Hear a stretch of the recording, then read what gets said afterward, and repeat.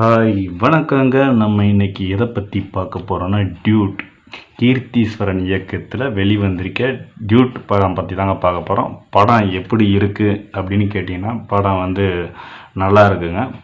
ஏன் நல்லா இருக்குது அப்படின்னு கேட்டிங்கன்னா இன்றைக்குள்ள இளைஞர்களுக்கு ஏற்ற படங்க. ஏன்னா அந்த லவ்வர்ஸ் அந்த மாதிரி இருக்கிறாங்கள அவங்களுக்கு ஏற்ற படம்.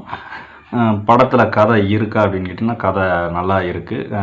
படத்தில் முக்கியமான கதாபாத்திரம் யாருன்னு கேட்டிங்கன்னா நம்ம பிரதீப் ரங்கநாதன் அவர், அப்புறம் நித்திகா பூமி அப்படிங்கிறவங்க, நம்ம சரத்குமார் அவங்க, அப்புறம் சின்ன சின்ன கேரக்டராக உள்ளே வராங்க. படத்தோட கதை என்ன அப்படின்னு கேட்டிங்கன்னா பிரதீப் ரங்கநாதன் அவர் என்ன பண்ணுறாருன்னா ஒரு பொண்ணை காதலிக்கிறாரு. அந்த பொண்ணு கல்யாணம் பண்ண மாட்டேங்கி கல்யாணத்தில் தகராறு பண்ணுற மாதிரி தான் ஃபஸ்ட்டு எடுத்த உடனே படம் ஆரம்பிக்குது. கடைசியில் அவர் அடித்து வெளியே தரத்தி விட்டுறாங்க. அந்த காதலிச்ச அந்த பொண்ணுக்கு கல்யாணம் ஆயிடுது. அந்த விரக்தியிலே அவர் அப்படியே அவர் ஆஃபீஸ் வேலைன்னா எப்படின்னா சர்ப்ரைஸ் தர்ற வேலை, அவர் செய்கிற வேலை. அந்த மாதிரி யாருக்காவது சர்ப்ரைஸ் கொடுக்கணும் அப்படிங்கிற மாதிரி அந்த மாதிரி வேலை செய்கிறாரு. ஒரு கட்டத்தில் அவருடைய சொந்தக்கார், அதாவது மாமா பொண்ணு தான் நம்ம சரத்குமார் அவங்க இவருக்கு ரங்கநாதன் அவருக்கே ஒரு சர்ப்ரைஸ் தராரு. இந்த மாதிரி நான் உன்னை காதலிக்கிறேன் அப்படிங்கிற மாதிரி ஒரு சர்ப்ரைஸ் கொடுத்தவொடனே இவர் அந்த ஆஃபீஸில் உள்ளவங்க முன்னாடிலாம் எப்படி நம்ம இவ்வளோ அசிங்கப்படுத்துறது அப்படிங்கிற மாதிரி நினச்சி அந்த ஆஃபீஸ்லலாம் எதுவும் சொல்கிறதில்ல, ஏற்றுக்கிற மாதிரி ஏற்றுக்கிட்டு வெளியில் அவர் சொல்லிடுறாரு. இந்த மாதிரி உன்னை எனக்கு பிடிக்கலை, எனக்கு அந்த மாதிரிலாம் உன் மேலே நினப்பில்லை அப்படிங்கிற மாதிரி இவர் சொன்ன உடனே அந்த பொண்ணு சரத்குமாரோடைய பொண்ணு அதாவது அத்தை பொண்ணு தான் அது, அவங்க ரொம்ப ஃபீலிங் ஆகிடுறாங்க. ஃபீலிங் ஆகி ரொம்ப ஒரு மாதிரி ஆகி சரி அப்படின்னு சொல்லிட்டு நான் வெளிநாட்டுக்கு போகிறேன், என்னால் இருக்க முடியல அப்படிங்கிற மாதிரி சொல்லி இனிமேல்ட்டு வேலைக்கெலாம் நான் வரமாட்டேன், ஆஃபீஸ்க்கு வரமாட்டேன் அப்படிங்கிற மாதிரி சொல்லிடுறாங்க. சரின்னு சொல்லிட்டு அவங்க 6 மாதம் ஆஃபீஸுக்கு வர்றது கிடையாது. இவர் எப்பயும் போல் ஆஃபீஸ் வேலை செய்கிறாரு. ஆஃபீஸ் வேலை செஞ்சு திடீர்னு ஒரு நாய் மேலே ஒரு ஆக்சிடெண்ட் ஆன உடனே ஒரு மெமரி ஆகிடுது இவருக்கு திடீர்னு. அந்த பொண்ணு ஞாபகம் வந்த உடனே மாமாட்ட போய் சொல்கிறாரு, நம்ம சரத்குமார் அவர்கிட்ட போய் சொல்கிறாரு. சொன்ன உடனே சரி அப்படிங்கிற மாதிரி சொல்லி கல்யாணம் ஏற்பாடெல்லாம் பண்ணிடுறாங்க. பண்ணின உடனே பார்த்தானா இவர்கிட்ட சொல்கிறாரு, எனக்கு உன் மேலே விருப்பம் இல்லை, நான் வேற ஒரு பையனை லவ் பண்ணுறேன் அப்படிங்கிற மாதிரி ஒரு ட்விஸ்ட் வைக்கிறாங்க.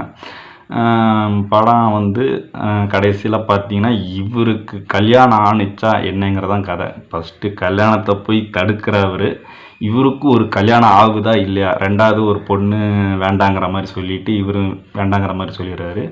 கடைசியில் இவருக்கு என்ன கல்யாணம் ஆகுதா அப்படிங்கிறதாங்க படத்தோட கதை. மொத்தத்தில் இந்த படம் ஒரு லவ்வர்ஸ்க்காகவே எடுத்திருக்கிற படம். ஒரு மெசேஜ் இருக்குது. படம் இந்த ஜென்ரேஷனுக்கு நல்லா பிடிக்குங்க. இளைஞர்களுக்கு பிடிக்கிற மாதிரி எடுத்திருக்காரு அந்த கீர்த்தீஸ்வரனுங்கிற டைரக்டரு. படம் கதை நம்ம சொல்லும்போது உங்களுக்கு அது அவ்வளோவா இதுவாக இருக்காது. இந்த படத்தை போய் நீங்கள் நேரில் போய் நீங்கள் பார்த்தீங்கன்னா தான், ஏன்னா பார்க்க வேண்டிய படம் இது. அதனால் நீங்கள் நேரில் போய் பார்த்தீங்கன்னா தான் நிறைய என்டர்டெயின்மெண்ட்டு, காமெடி, ரொம்ப கலாய்க்கிற சீனு, பழைய பாடல்கள்லாம் அங்கங்கே ஒரு எப்படியும் ஒரு 10 பாட்டாவது போட்டிருப்பாங்க.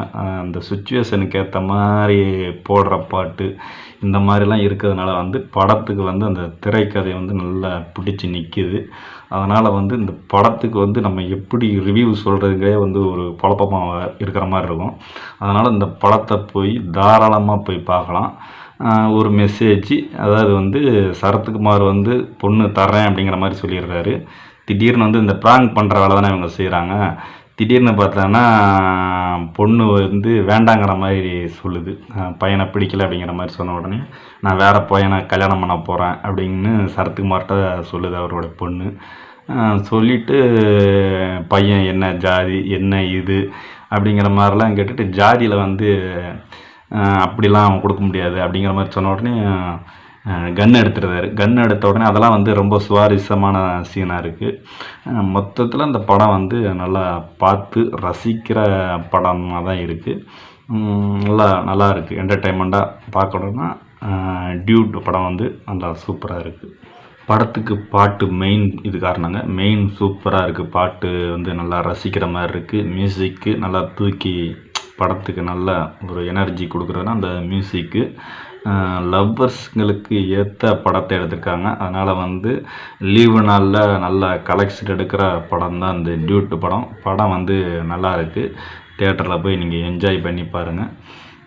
ஃபுல் கதையும் உங்களுக்கு சொல்லிட்டா அது வந்து சுவாரஸ்யம் இருக்காது. ஆனால் படம் வந்து நல்லா சூப்பராக இருக்குது. என்ஜாய் பண்ணி பாருங்கள். சப்ஸ்கிரைப் பண்ணாமல் இருந்தீங்கன்னா சப்ஸ்கிரைப் பண்ணி வச்சுக்கோங்க. தேங்க்யூ.